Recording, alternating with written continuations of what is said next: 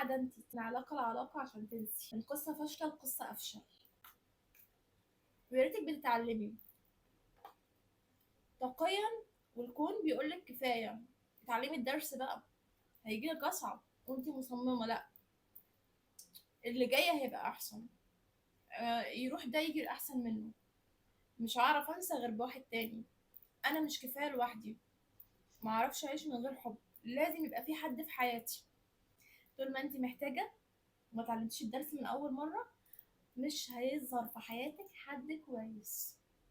وكل مرة بتكرري نفس التجربة بنفس الطاقة اللي فيها احتياج وبنفس الطاقة اللي مش مكتفية بنفسها، هيظهر في حياتك شخص أصعب من الأول. وتوقعي هيبقى الآخر إيه؟ لازم تختم بشخص نرجسي يديلك على دماغك عشان تفوقي وتقولي خلاص كفاية، دن أنا اتعلمت. ليه عايزاها بالطريقة الصعبة؟ أول شخص يدخل في حياتك، العلاقة فشلت، اتعلقتي، لقيتي نفسك مش مظبوطة، اعرفي ان ده درس على طول. علاقة خلصت وانتهت من غير ما تحسي بيها، ده مش درس. علاقة قاعدة فيها ليكي فترة وتعباكي، أو في علاقة ومش عارفة تخلصي منها، في علاقة متعبة مش قادرة تنسي وبتحاولي تعملي موف اون وبتحاولي ان انت تنسي ومش قادرة، اعرفي ان ده درس. هتحاولي بقى تهربي من الدرس وتهربي من الامتحان وتروحي على حاجة جديدة وتنسي بيها، الامتحان التاني هيبقى أصعب والامتحان التالت هيبقى أصعب، وهتفضلي في نفس اللوب دي بتلفي فيها، في نفس الدايرة، مش عارفة تطلعي منها. افهمي رسالة الكون من بدري، افهمي دروسك. حاجة متعطلة فيها يبقى ده درسك فيها. متعطلة في الحب، مش بيظهر في حياتك حد كويس، ده معناه ان انت محتاجة تكتفي بنفسك ومش محتاجة حد في حياتك حاليا. في الفترة دي محتاجة ان انت تغذي مشاعرك وتغذي طاقتك، ومش محتاجة حد الفترة دي. وانس ان انت دخلتي حد وانت مش مكتفية بذاتك، هيدخل يأذيكي. نتخيل ألف وب. ألف وب.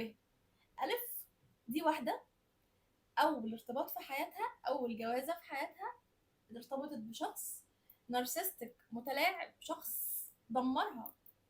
هتقعد سنين قوي معاه، بعد كده تقول ايه ده طلع نرجسي، ده طلع مريض، ده طلع مش عارفه ايه، وتفوق وتلاقيها عملت جلو اب ما شفتوش في حياتك قبل كده، وتلاقي شخصيه اختلفت من ضعف لقوه، اختلفت خالص. ما تختلفش عن اللي قاعده تنط من علاقه لعلاقه.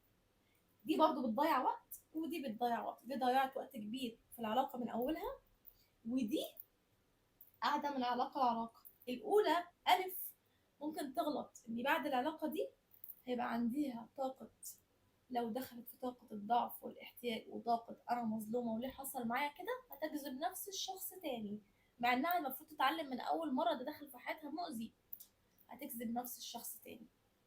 ولكن لو هي اتعلمت الدرس وعرفت إن ده درس في حياتها، وعرفت الدرس بدري بدري، هتتحول من الضعف للقوة.